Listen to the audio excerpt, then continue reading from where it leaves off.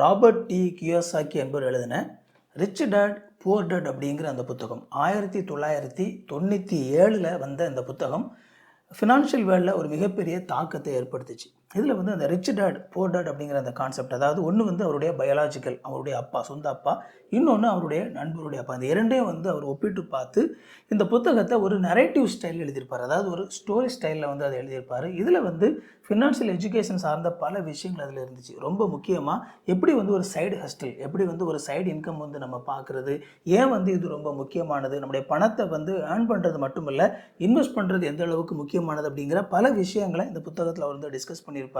இந்த புத்தகத்தினுடைய அந்த எழுத்து ஸ்டைல்னால ரொம்ப ஈஸியாகவே அந்த புத்தகம் வந்து பயங்கரமாக ரீச் ஆச்சு. அது மட்டும் இல்லாமல் அதை அவர் சொன்ன கருத்துக்களும் மக்களுக்கு ரொம்ப எளிமையாகவே புரிஞ்சுது. ஸோ அந்த புத்தகத்தை பற்றியும் அதில் என்ன இருக்குது அப்படிங்கிறத பற்றியும் இந்த வீடியோவில் பார்க்க போகிறோம். இந்த புத்தகம் வந்து தமிழில் கூட டிரான்ஸ்லேட் பண்ணியிருக்காங்க, இங்கிலீஷ்லையும் இருக்குது. உங்களுக்கு வந்து அந்த புத்தகத்தோட லிங்க் என்னுடைய டிஸ்கிரிப்ஷனில் கொடுத்துருக்குறேன். நீங்கள் புத்தக ஃபார்மாவோ அல்லது வந்து ஒரு இபுக் ஃபார்மாவோ வாங்கணும்னு நினச்சிங்க அப்படின்னா அந்த லிங்கை கிளிக் பண்ணி அந்த புத்தகங்களை நீங்கள் வாங்கிக்கலாம். இப்போ நாம் இந்த வீடியோக்குள்ளே போகலாம். ஹைத்தம் அகாடமிக்கு உங்களை வரவேற்கிறேன். இது வரைக்கும் சேனலை சப்ஸ்கிரைப் பண்ணலாம்னா சேனலை சப்ஸ்கிரைப் பண்ணிக்கோங்க. வாங்க வீடியோக்குள்ளே போகலாம். இந்த புத்தகத்தில் அவர் என்னென்ன கோர் கான்செப்ட்ஸ் சொல்கிறாரு அப்படிங்கிறத முதல்ல பார்த்துலாம். முதலாவது the importance of financial education, அதாவது பணத்தை பற்றி சரியாக புரிந்து கொள்ள வேண்டியதனுடைய அவசியத்தை இந்த புத்தகத்தில் ரொம்ப அதிகமாக வலியுறுத்துறாரு. ரொம்ப முக்கியமாக யூஸ்வலாக வந்து நமக்கு பணத்தை பற்றி நிறைய தகவல்கள் சொசைட்டியில் இருந்தோம், நமக்கு வந்து கற்றுக்கும் போதெல்லாம் நமக்கு கிடைக்குதில்ல, அது வந்து பத்தாது அப்படின்னு சொல்கிறாரு. ரொம்ப முக்கியமாக நமக்கு யூஸ்வலாக இந்த மாதிரி பணத்தை பற்றி நமக்கு கிடைக்கக்கூடிய தகவல்கள் எல்லாமே பெரும்பாலும் தவறான தகவல்களாக இருக்கிறது அப்படிங்கிறத இந்த புத்தகத்தில் அவர் பதிவு பண்ணுறாரு. அதனால் ஒவ்வொரு நபர்களும், அது யாராக இருந்தாலும் சரிதான், அவங்க எவ்வளவு குறைவான ஒரு இன்கம் அவங்க ஏர்ன் பண்ணிட்டு இருந்தாலும் சரிதான், கண்டிப்பாக அவங்களுக்கு பணத்தை பற்றிய ஒரு தெளிவான புரிதல் வேணும். ஃபைனான்சியல் எஜுகேஷன் அப்படிங்கிறது ஒவ்வொரு நபர்களுக்கும் மிக மிக கட்டாயம் அப்படிங்கிறத இந்த புத்தகத்தில் அவர் மிக முக்கியமாக வலியுறுத்துறார். இரண்டாவது, அசட்ஸுக்கும் லயபிலிட்டிஸுக்குமான வித்தியாசத்தை கண்டிப்பாக ஒவ்வொருத்தரும் புரிஞ்சிருக்கணும் அப்படின்னு அவர் வந்து முக்கியத்துவப்படுத்துகிறாரு. பல நபர்களுக்கு வந்து இந்த அசட்ஸுக்கும் லயபிலிட்டிஸுக்குமான வித்தியாசமே தெரியறதில்ல. அவங்க வந்து எதெல்லாம் வாங்கி வச்சுருக்கிறாங்களோ அது எல்லாமே அவங்களுடைய சொத்து அப்படின்னு தான் அவங்க நினைக்கிறாங்க அப்படிங்கிற ஒரு விஷயத்த சொல்கிறாரு. ரொம்ப முக்கியமாக இதில் அசட்ஸ் அப்படிங்கிறது வேறு ஒன்றும் இல்லை, நாம் வாங்கினதுக்கு அப்புறமா நமக்கு அதிலிருந்து பணம் கிடைச்சிது அப்படின்னா அது வந்து அசட்.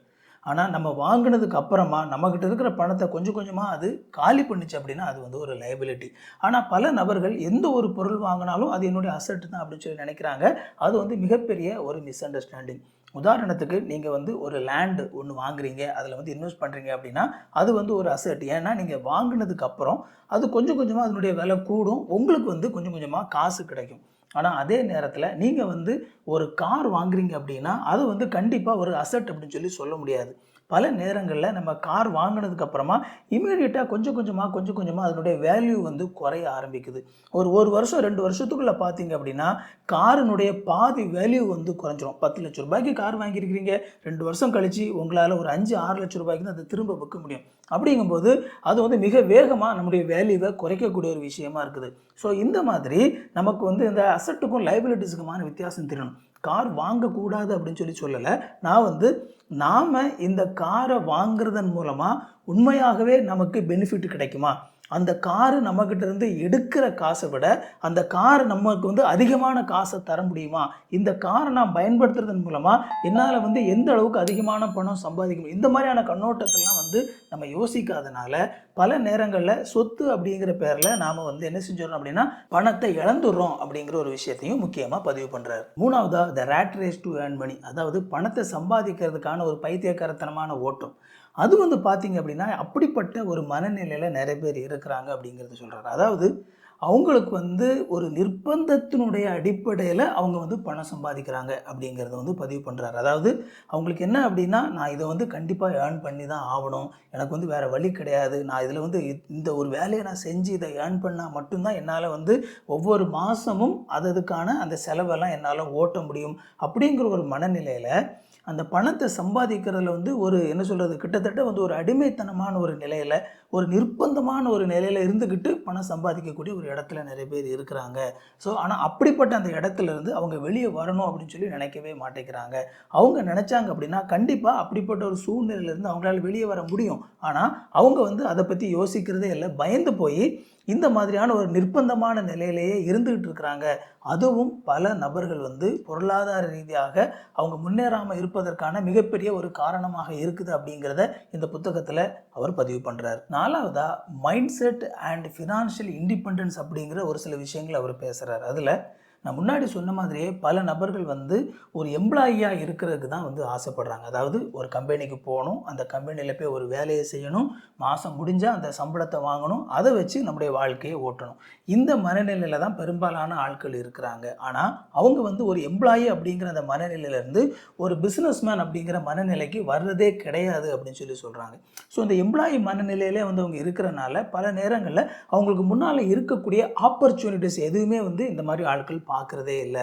அவங்களுடைய ஃபோக்கஸ் எல்லாமே வந்து அந்த எம்ப்ளாய்மெண்ட் அதிலே தான் இருக்கிறனால அவங்களுக்கு முன்னால் வந்து ஒரு மிகப்பெரிய ஒரு பிஸ்னஸ் ஆப்பர்ச்சுனிட்டி இருந்தாலும் அவங்களால வந்து அதை கிராப் பண்ணி அந்த ஆப்பர்ச்சுனிட்டியை பயன்படுத்தி அவங்களால மணி ஏர்ன் பண்ண முடியலை அப்படிங்கிற விஷயத்தையும் இந்த புத்தகத்தில் வந்து மிக அழுத்தம் திருத்தமாக அவர் பதிவு பண்ணுறார். இந்த புத்தகத்தில் அவர் நம்ம வந்து ஒரு ஃபினான்ஷியல் இண்டிபெண்டன்ஸ்குள்ளே போகிறதுக்கு அவர் சொல்லக்கூடிய ஒரு சில அறிவுரைகளை வந்து நம்ம பார்க்கலாம். முதலாவது, இந்த போர் டாட் அப்படிங்கிற இந்த மென்டாலிட்டியில் இருக்கக்கூடிய அப்பாக்கள் என்ன சொல்லுவாங்க அப்படின்னா, தங்களோட பிள்ளைங்கிட்ட நல்ல ஒரு படிப்பு படிடா, நல்ல ஒரு வேலைக்கு போயிரு, அப்படி வேலைக்கு போயிட்ட அப்படின்னா உன்னால் என்ன செய்ய முடியும் அப்படின்னா பேசாமல் உன்னுடைய வாழ்க்கையில் அப்படியே சேஃபாக செட்டில் ஆகிடலாம் அப்படிங்கிற மாதிரியான ஒரு ஐடியாவை மட்டும்தான் கொடுப்பாங்க. ஆனால் பொதுவாக வந்து இந்த ரிச் டேட் வந்து என்ன செய்வாங்க அப்படின்னா அவங்க வந்து தங்களுடைய பிள்ளைங்களுக்கு வந்து இருக்கக்கூடிய ஆப்பர்ச்சுனிட்டிஸை ஒரு ஃபினான்ஷியலாக வந்து நம்ம ஏர்ன் பண்ணுறதுக்கான ஆப்பர்ச்சுனிட்டிஸ் எங்கே இருக்குது அப்படிங்கிறத வந்து பார்க்குறதுக்கு கற்றுக் கொடுப்பாங்க அப்படின்னு சொல்லி சொல்கிறார். ஸோ இதில் அவர் என்ன முக்கியமாக சொல்கிறார் அப்படின்னா, நீங்கள் பணத்துக்காக வேலை செய்யாதீங்க அப்படின்னு சொல்லி சொல்கிறார். அதாவது என்ன அர்த்தம் அப்படின்னா, நீங்கள் வந்து பணத்துக்காக வேலை செய்யாமல் பணம் வந்து உங்களுக்காக வேலை செய்யணும். நீங்கள் பணத்துக்கு அடிமையாக இருக்கிறாமல் பணம் வந்து உங்களுக்கு அடிமையாக இருக்கணும். நீங்கள் வந்து பணம் வந்து உங்களை கட்டுப்படுத்தாமல் நீங்கள் வந்து பணத்தை கட்டுப்படுத்தக்கூடிய இடத்துல இருக்கணும் அப்படின்னு சொல்லி அவர் சொல்கிறார். ஸோ இந்த மாதிரி வந்து நம்ம பணத்தை கட்டுப்படுத்தக்கூடிய ஒரு இடத்துல இருக்கணும் அப்படின்னா கண்டிப்பாக நமக்கு வந்து ஃபினான்ஷியல் ஃப்ரீடம் இருக்கணும். அப்படிப்பட்ட ஒரு ஃபினான்ஷியல் ஃப்ரீடம் வேணும் அப்படின்னா நாம் வந்து கன்வென்ஷனலாக நாம் வந்து ஒரு வேலைக்கு போய் சம்பாதிக்கிறோம் அப்படிங்கிற அந்த இடத்துலேருந்து தாண்டி என்னால் எப்படி வந்து இந்த பணத்தை இன்வெஸ்ட் பண்ண முடியும், எப்படி என்னால் இன்வெஸ்ட் பண்ணி இந்த பணத்தை இன்னும் கொஞ்சம் அதிகமாக்க முடியும், எப்படி இந்த கையில் வச்சுருக்கிற அந்த கொஞ்சம் பணத்தை வந்து நான் ஒரு சின்ன பிஸ்னஸில் போட்டு அதை கொஞ்சம் அதிகமாக்க முடியும் அப்படிங்கிற மாதிரி வேறு கண்ணோட்டத்தில் நம்ம சிந்திச்சாதான் நமக்கு முன்னாடி இருக்கக்கூடிய ஆப்பர்ச்சுனிட்டிஸ் நம்முடைய கண்களுக்கு தெரியும் அப்படின்னு சொல்லி சொல்கிறார். இந்த புத்தகத்தில் அவர் மைண்ட் யுவர் ஓன் பிஸ்னஸ் அப்படிங்கிற ஒரு விஷயத்தை பேசுகிறார். பொதுவாக வந்து இது வந்து பார்த்தீங்க அப்படின்னா உங்கள் வேலையை பாருங்கப்பா அப்படிங்கிற அர்த்தம். இதில் வந்து அவர் என்ன கண்ணோட்டத்தில் அதை சொல்கிறார் அப்படின்னா, நம்ம வந்து நம்முடைய ஃபினான்ஷியல் இண்டிபெண்டன்ஸுக்கு ஒர்க் பண்ணணும் அப்படின்னு சொல்லி சொல்கிறார். அதாவது எப்போவுமே நம்ம வந்து மற்றவங்களுடைய சொத்தை வளர்க்குறதுக்கு, மற்றவங்களுடைய பணத்தை வளர்க்குறதுக்கு ஒர்க் பண்ணுறதுக்கு பதிலாக நாம் நம்மளையும் கொஞ்சம் கவனிக்கணும், நம்மளுடைய பணத்தையும் கொஞ்சம் அதிகமாக்குறதுக்கு நாம் முயற்சி பண்ணணும், நம்முடைய இந்த அசட்ஸை அதிகமாக்குறதுக்கு நம்ம முயற்சி பண்ணணும், நம்முடைய இன்வெஸ்ட்மெண்ட்ஸை அதிகமாக்குறதுக்கு நம்ம முயற்சி பண்ணணும் அப்படின்னு சொல்லி சொல்கிறார். எக்ஸாக்டாக என்ன அப்படின்னா மற்றவங்கள்கிட்ட வந்து ஒரு எம்ப்ளாயியாகவே இருந்துக்கிட்டு வாழ்க்கையை முடிச்சிடணும் அப்படிங்கிற அந்த கண்ணோட்டத்தில் மாறி நாமளும் எப்படி வந்து கொஞ்சம் அசட்ஸ் வந்து பில்ட் பண்ணலாம், எப்படி வந்து நாம இன்வெஸ்ட் பண்ணலாம் அப்படிங்கிறத யோசிக்கணும். ரொம்ப முக்கியமாக பார்த்தீங்க அப்படின்னா அந்த ஷேர் மார்க்கெட்டில் அல்லது வந்து நம்ம லேண்ட் இந்த மாதிரி வாங்குறது, இந்த மாதிரி எந்த விதத்துலையாவது நாம் கையில் இருக்கிற பணத்தை எப்படி வந்து இன்வெஸ்ட் பண்ணணும் அப்படிங்கிறத பார்க்கணும். அதுக்கு வந்து உங்களுக்கு ஃபினான்ஷியல் எஜுகேஷன் ரொம்ப ரொம்ப முக்கியம் அப்படிங்கிறத அவர் தெளிவுபடுத்துகிறார். இந்த புத்தகத்தில் அவர் டேக்ஸ் பற்றி பேசும்போது இந்த பணக்காரங்களுக்கும் ஏழைகளுக்குமான இந்த மிகப்பெரிய வித்தியாசத்தை வந்து சுட்டி காட்டுறார். அதில் பெரும்பாலும் வந்து இந்த மிடில் கிளாஸ், இந்த எம்ப்ளாயீஸ், இந்த கேட்டகரியில் இருக்கக்கூடியவங்க என்ன செய்வாங்க அப்படின்னா அவங்க ஒரு சம்பாதிக்கிறாங்க, அதுக்கு அரசாங்கம் வந்து வச்சிருக்கக்கூடிய அந்த டேக்ஸை வந்து அப்படியே கட்டிட்டு அமைதியாக அப்படியே இருக்கிறாங்க. ஆனால் பெரும்பாலும் இந்த பெரும் பணக்காரங்களை கார்பரேட்லாம் நீங்கள் பார்த்தீங்க அப்படின்னா அவங்க எப்படியெல்லாம் வந்து இந்த டேக்ஸை கட்டுறதை அவாய்ட் பண்ணுறதை வந்து அவங்க யோசிப்பாங்க. அதாவது லீகலாக இந்த டேக்ஸ் வந்து என்ன சொல்லுது, அதுக்கான திட்டங்கள் என்ன இருக்குது அப்படிங்கிறத சரியாக கவனித்து எந்தெந்த விதத்துலலாம் டேக்ஸ் கட்டாமல் அதுலேருந்து எஸ்கேப் ஆக முடியுமோ அந்த மாதிரியெல்லாம் அதுலேருந்து எஸ்கேப் ஆகிறது தான் அவங்க முயற்சி பண்ணுவாங்க அப்படின்னு சொல்லி சொல்கிறாரு. அந்த மாதிரி நம்மளும் கூட நம்ம வந்து டேக்ஸ் அப்படின்னா அப்படியே கொண்டு போய் அள்ளி கொண்டு கொடுத்துடணும் அப்படின்னு சொல்லி யோசிக்காமல் உங்களுக்கு வந்து இந்த டேக்ஸில் என்னென்ன லாஸ் இருக்குது, எந்தெந்த மாதிரியான விஷயங்களை நம்ம செஞ்சோம் அப்படின்னா அந்த டேக்ஸை கட்டாமல் நாம் தப்பிக்கலாம். ரொம்ப முக்கியமாக எப்படி இதிலேருந்து அது வந்து நமக்கு பெனிஃபிட்டாக நம்ம மாற்றி சம்பாதிக்கலாம் அப்படின்னு சொல்லி நம்ம யோசிக்கணும் அப்படிங்கிறத சொல்கிறார். கடைசியாக நீங்கள் ஒரு ஒர்க்குக்கு போகிறீங்க அப்படின்னா வெறுமனே பணம் சம்பாதிக்கணும் அப்படிங்கிற ஒரே நோக்கத்துக்காக ஒர்க்குக்கு போகாதீங்க. Work to learn, don't work for money அப்படின்னு சொல்லி சொல்கிறார். அதாவது நீங்கள் ஒரு ஒர்க்குக்கு போகிறீங்கன்னா அந்த ஒர்க்கு மூலமாக நீங்கள் என்ன கற்றுக்கலாம் அப்படிங்கிறத யோசிங்க அப்படிங்கிறாரு. ஸோ நீங்கள் ஒரு ஜாபுக்கு போகிறீங்க, அப்போ அந்த ஜாபில் உங்களுக்கு என்ன எக்ஸ்பீரியன்ஸ் கிடைக்கும், இன்னும் எப்படி அந்த ஜாப் மூலமாக உங்களுடைய அந்த நாலேஜை நீங்கள் அதிகமாக்கி கொள்ள முடியும், இன்னும் அந்த ஜாபை செய்கிறது மூலமாக என்ன புது புது விஷயங்களை கற்றுக்க முடியும். ஒரு லிமிட்டுக்கு மேலே ஓகே அவ்வளோதான், இந்த ஜாபில் எனக்கு என்னென்ன நான் கற்றுக்க முடியுமோ அது கிடைச்சாச்சு அப்படிங்கிற ஒரு லிமிட் வந்ததுக்கப்புறமா எப்படி எனக்கு இன்னும் அதிகமான கற்றுக்கக்கூடிய ஆப்பர்ச்சுனிட்டி கிடைக்கக்கூடிய இன்னொரு ஜாபுக்கு நான் எப்படி போகலாம்.